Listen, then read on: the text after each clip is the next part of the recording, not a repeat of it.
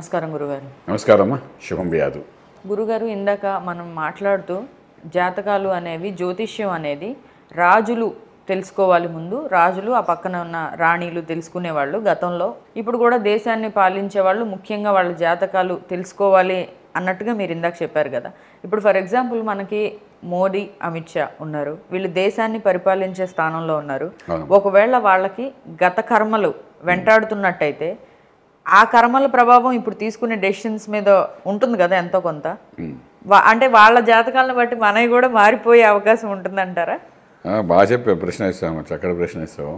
పూర్వం రాజుల కాలం అంటే రాజు రాణి అంటే మహాచక్రవర్తి జన్మించాలని ఒక ఆలోచనతో జరగబోయే సంతానం కూడా వాళ్ళు ముహూర్తాలు పెట్టేవారు. మనకి ఇప్పుడు ఇవాళ రేపు చూడండి, ఫస్ట్ నైట్ అని అంటుంటాం కదా. ఫస్ట్ నైట్ అనేసరికి ఫస్ట్ నైట్కి ముందు వెనక ఇప్పటికీ సాంప్రదాయం ఉందంటే ముందు పూజ చేస్తారు. అక్కడ ఇంటి పురోహితుడు పూజ చేసి సంకల్పం చెప్పి ఇద్దరిని లోపలికి పంపించే ఒక ప్రక్రియ ఉండేది అప్పట్లో, మన దాంట్లో ఉండేది. అలాగే రాజుల కాలంలో కూడా ఫస్ట్ నైట్ అంటే ఆ రోజు సంపర్కం జరిగితే ఒక అద్భుతమైన వ్యక్తి జన్మించాలి భూమి మీద అనే ఉద్దేశంతో అది ఆ లగ్నాన్ని జాతకాన్ని తీసుకునేవారు.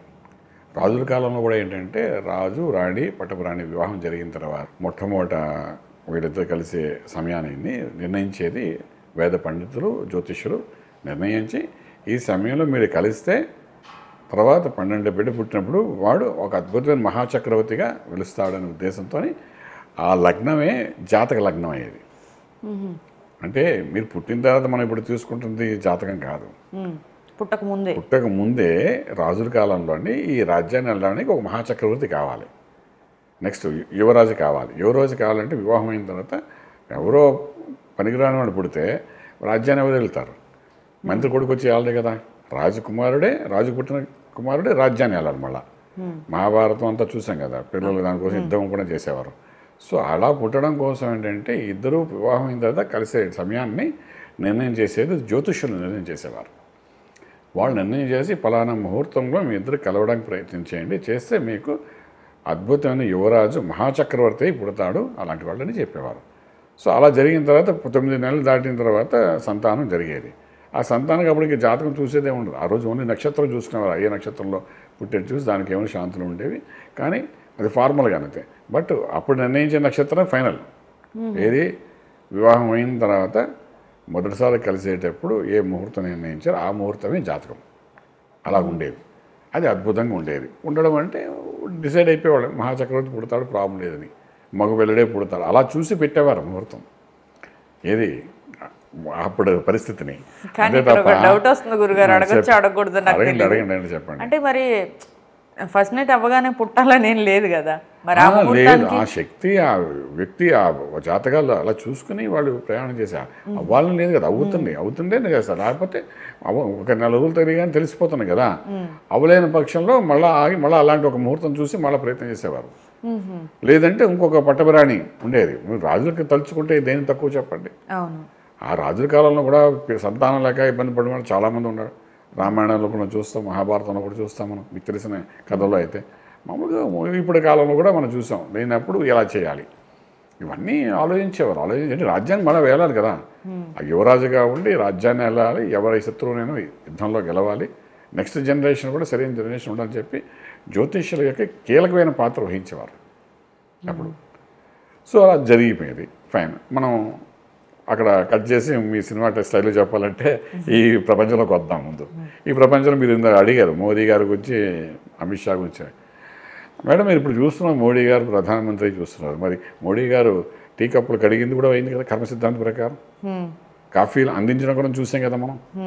రైలు పట్టాల మీద పరిగెట్టడం కూడా చూసాం కదా. చిన్న లాగ్ వేసుకుని చిరిగిపోయిన షర్ట్ వేసుకుని రైల్స్లో తిరగడం చూసాం కదా.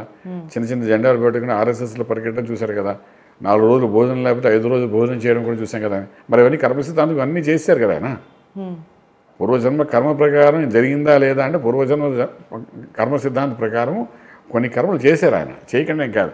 మీరు నిజంగా చెప్పాలంటే అద్వానీ గారు, తర్వాత మనకు జోషి గారు, అలాగే వాజ్పేయి గారు, పెద్దవాళ్ళందరూ ఉన్న టైంలోని ఓ మీటింగ్ పెట్టుకుంటే అలాంటి మీటింగ్లో కూడా మోదీ గారు సహాయం చేస్తుండేవారు. బయట కూర్చొని సహాయం చేస్తారు, హెల్పర్ లాగా. ఎన్నో సంఘటనలు, ఎన్నో యుద్ధాలు ఆయన ఎన్నో చేశారు. ఇప్పుడు కాశ్మీర్లో ఎన్నో యుద్ధం చేశారు ఆయన.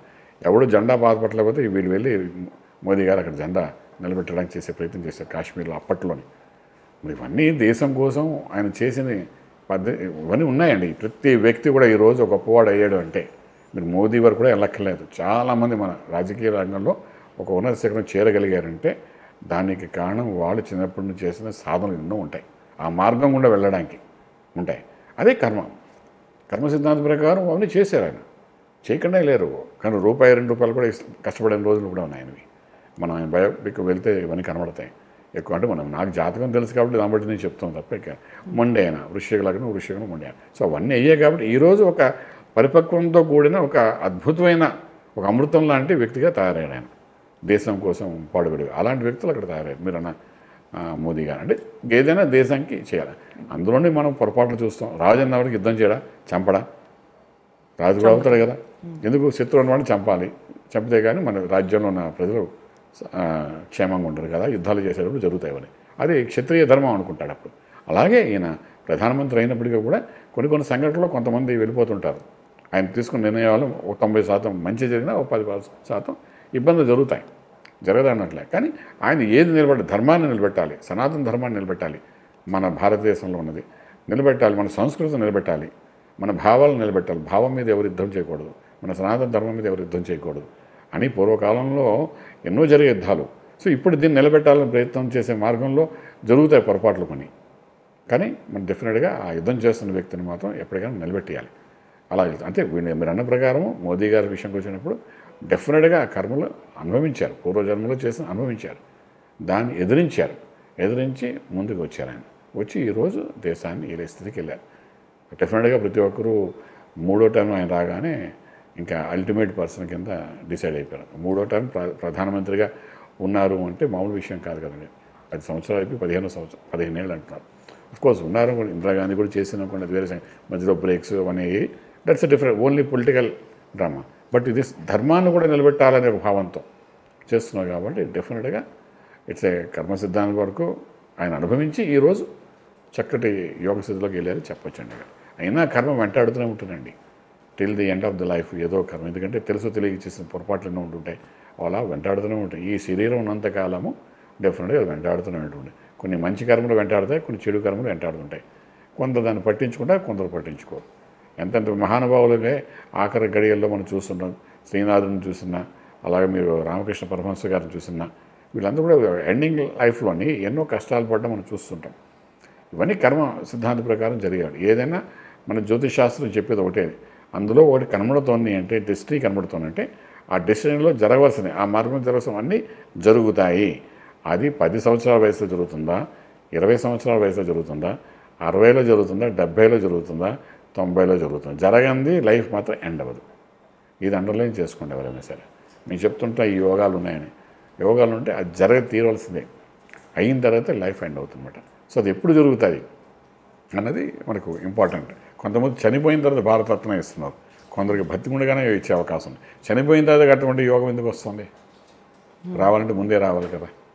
అంటే యోగం అనేది ఎంతవరకు వెళ్తుంది, ఇదంతా ఒక గ్రాఫ్ ఉంటుంది. ఆ గ్రాఫ్లో మనకు తెలుస్తామో నేను. ఇదంతా డీప్ సబ్జెక్ట్ మేడం ఉన్నగా చెప్పాలంటే. సో అలాగే మీరు అన్నట్టుగా ఈరోజు ఆయన పరిపక్వం చెందిన ఒక యోధుడిలాగా ఉన్నాడు కాబట్టి దేశాన్ని మనం రక్షించగలుగుతున్నాం. దేశంలో కనీసం మనం ఒక పూట శుభ్రంగా భోజనం చేయగలుగుతాం అంటే కారణం అంటే వేరే ఇబ్బందులు పడకుండా. దేశం చుట్టూ శత్రువులు ఉన్నా కూడా మన దేశానికి ఒక పేరు, ప్రతిష్ట, గౌరవం, మీరు అన్నట్టు అన్ని రకాల బెనిఫిట్స్ వస్తున్నాయి అంటే డెఫినెట్గా అటువంటి వ్యక్తి, యోధుడు లాంటి వ్యక్తి ఉండబట్టే జరుగుతుందని చెప్పగలుగుతాము.